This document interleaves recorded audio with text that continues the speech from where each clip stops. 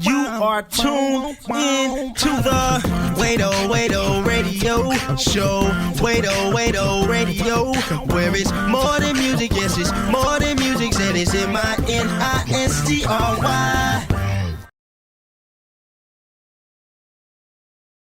Me and KB, we was in the Palladium.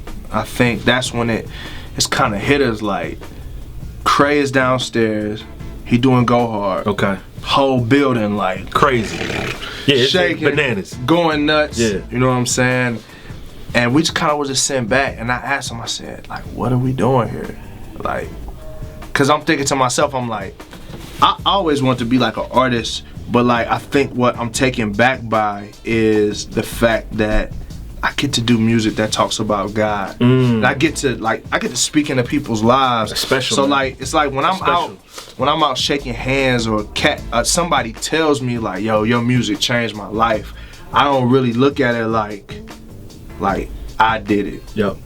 I look at it like, man, like God has given me a song that has inspired this person. Sure. Cause I know who I am. Like I live with myself. Like I know the wickedness that's inside me. I know the type of person I am. Like, so the fact that people want to hear music from me is like, it takes me back. Yeah. You know what I'm saying? Yeah. Like,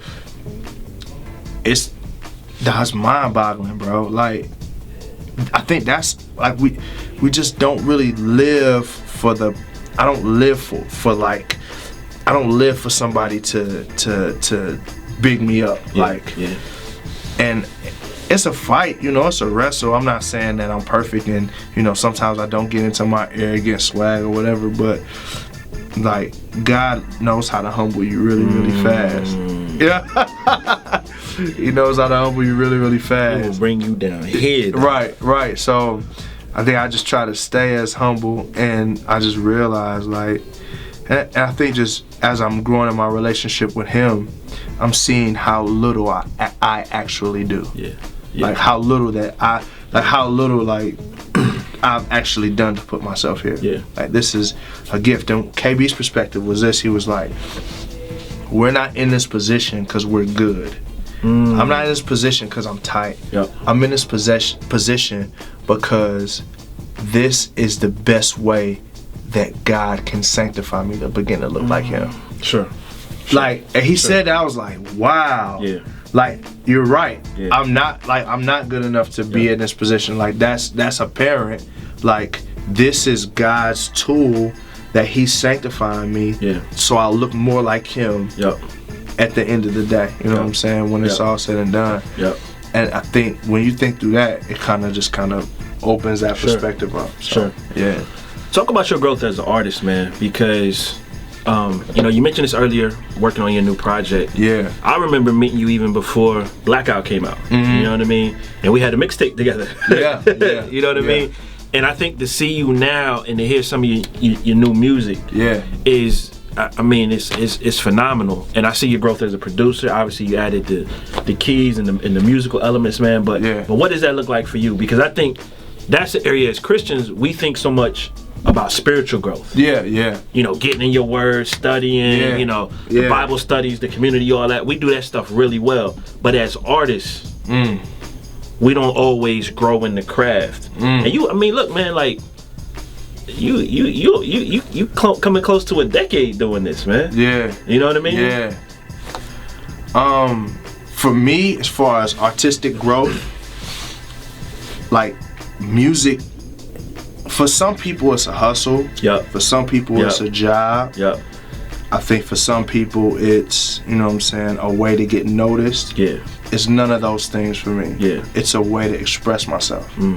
So for me, I can't speak for anyone else, but for me, I do it every day, and it's not just because it's my job. Yeah, it's part of it. Yeah, but it's cause I remember being like 15 years old, like 15, 16, about to go crazy, like cause I didn't feel like I had a way to express myself. Yeah, and it was like music was an opportunity for me to be able to say music, cause I didn't really have a dad to talk to. Like my dad, I knew my dad, but we weren't really like. I mean, he lived in Michigan, I lived in Tennessee, and you know we weren't really like close like that in that sense.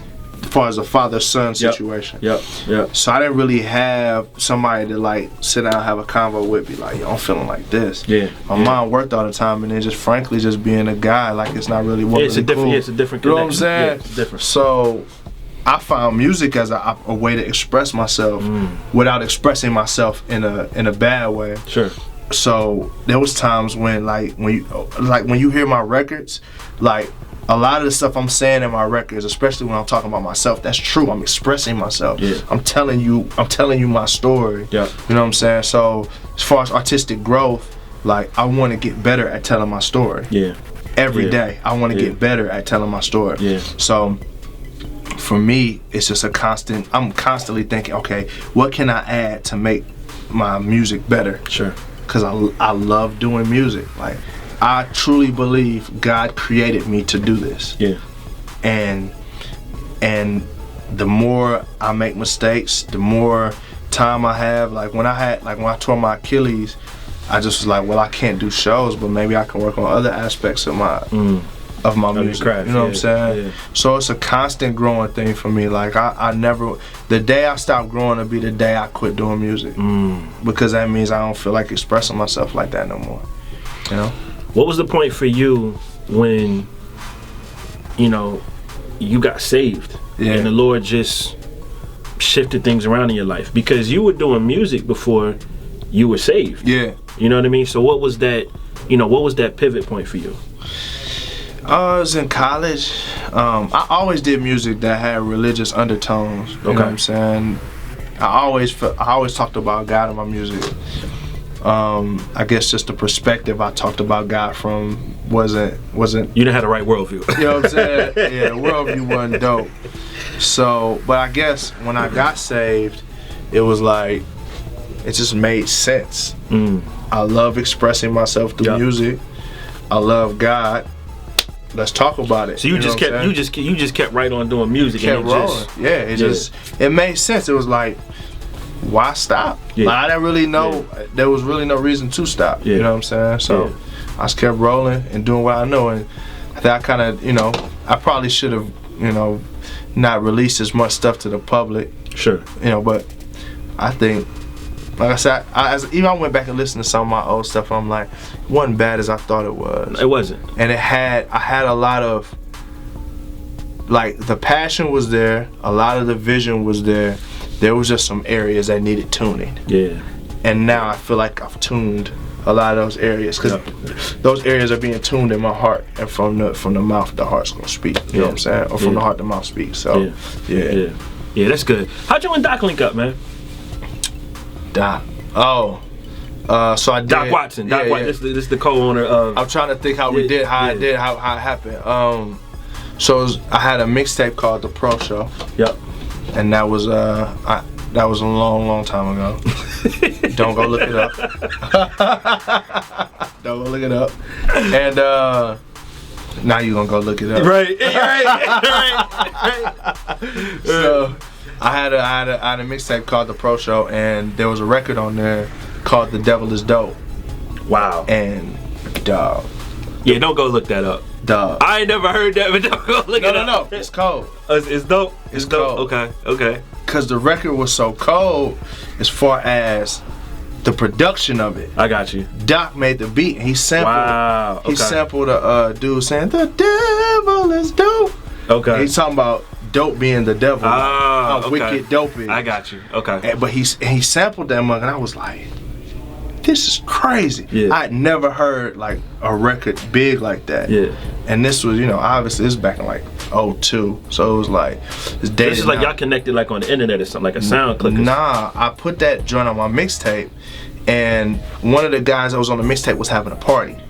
And I see this white dude that's sitting over here, he chilling, he got a throwback jersey on. And I go over here and I'm like, yo, so I know everybody at the table, I'm like, who are you? He like, oh yeah, my name Doc Watson. I did a joint on your mixtape called The Devil Is Dope. That just paused me in my track. Wow.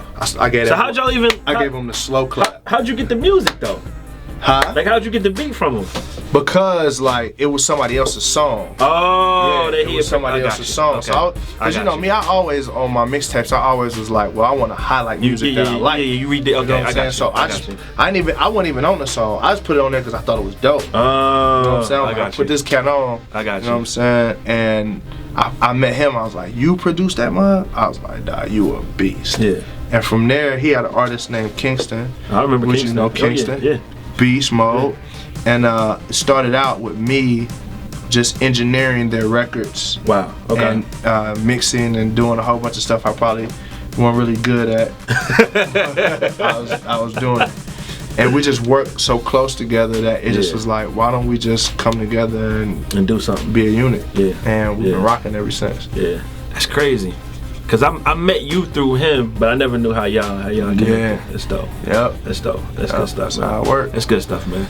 So, are we gonna get an RMG tour at some point, man? Is that in the works? So we had one last year, but when I got injured, it messed up the situation.